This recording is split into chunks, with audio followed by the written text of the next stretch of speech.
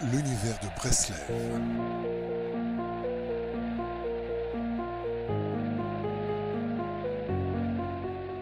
Pour les petites et grandes oreilles.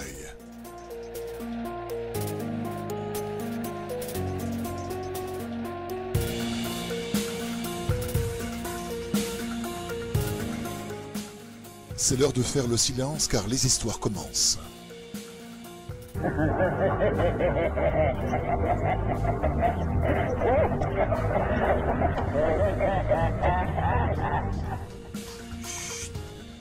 Vous êtes invités dans l'univers Breslev pour le plaisir d'écouter des histoires.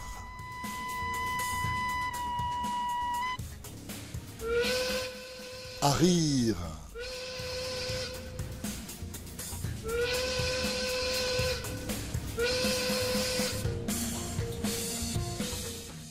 S'étonner. S'émerveiller ou rêver. À écouter sans modération pour le plus grand plaisir de vos oreilles.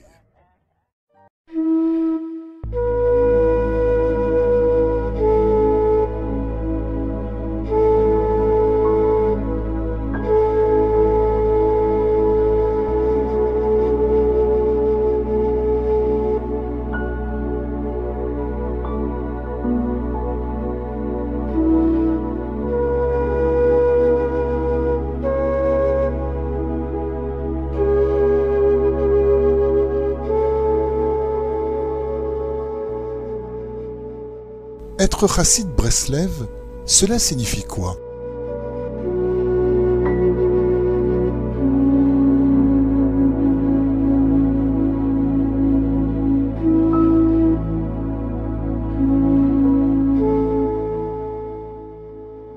Bien entendu, un chassid suit les halachot, les lois juives, telles qu'elles ont été définies par le Shulchan Aruch.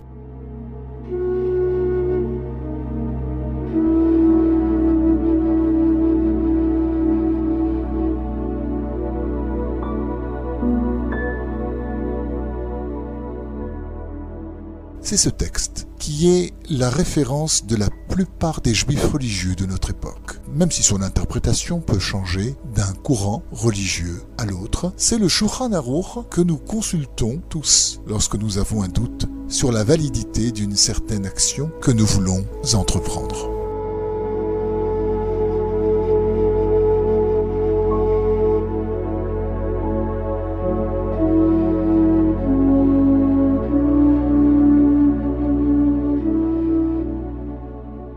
La vérité est que la majorité des Juifs qui suivent le Shulchan Aruch n'est pas chassidique. Leur tradition vient plutôt du courant lituanien. De fait, c'est en Lituanie que les masses juives habitaient depuis le XIIIe siècle, et ce, jusqu'à la Shoah.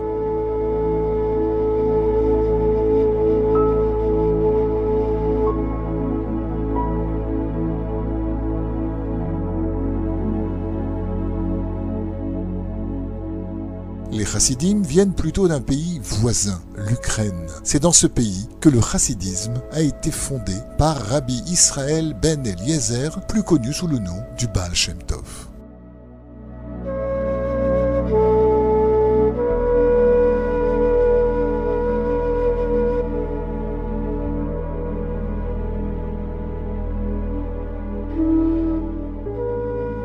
En hébreu, le mot chassid signifie être pieux. Sa racine vient du mot chesed, qui signifie amour. Ainsi, être chassid, c'est mettre la piété et l'amour des autres au centre de notre vie.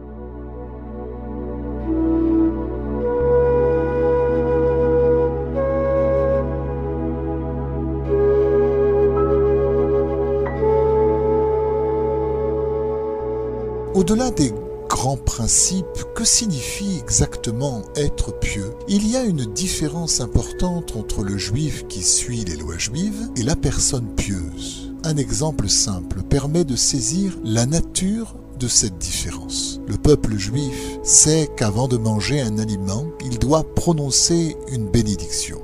Ainsi, il pensera chaque fois à formuler la bénédiction avant de manger. De la sorte, il se sera acquitté de son obligation religieuse.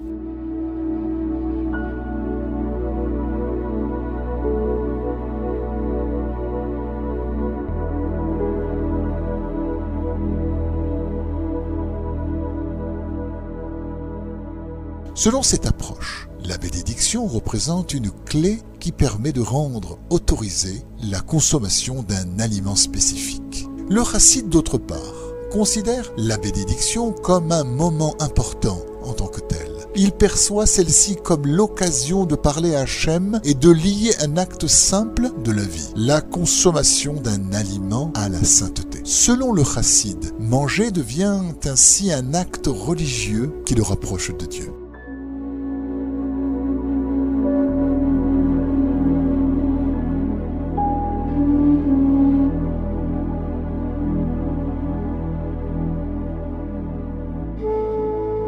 Au premier abord, la différence entre les deux approches peut ne pas sembler très importante. Pourtant, elle représente deux conceptions différentes de la vie. Selon la première approche, avant de faire quelque chose, il faut s'assurer que cela soit autorisé. Selon la deuxième, on se sert de ce qu'on doit faire pour se lier à Dieu. C'est sans doute pour cela que la racine du mot chassid est importante. Le mot chesed, voulant dire amour, on envoie le message suivant à Hachem. On l'aime d'un amour puissant et on désire qu'il devienne notre intérêt principal, voire unique dans notre vie.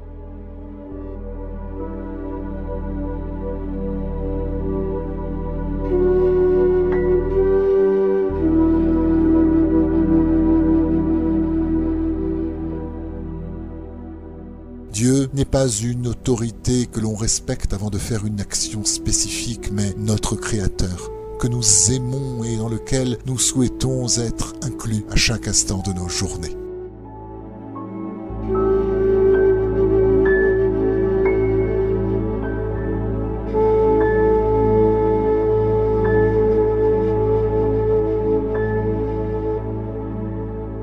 Vient s'ajouter à cela la Chassidut Breslev. Il y a plusieurs façons de définir l'apport important de Rabbi Nachman dans notre relation avec le divin. Sans hésiter, c'est de nous avoir donné tous les outils nécessaires pour faciliter notre rapprochement avec Hachem. En d'autres termes, Rabbi Nachman nous a facilité au plus haut point le passage de la théorie à la pratique.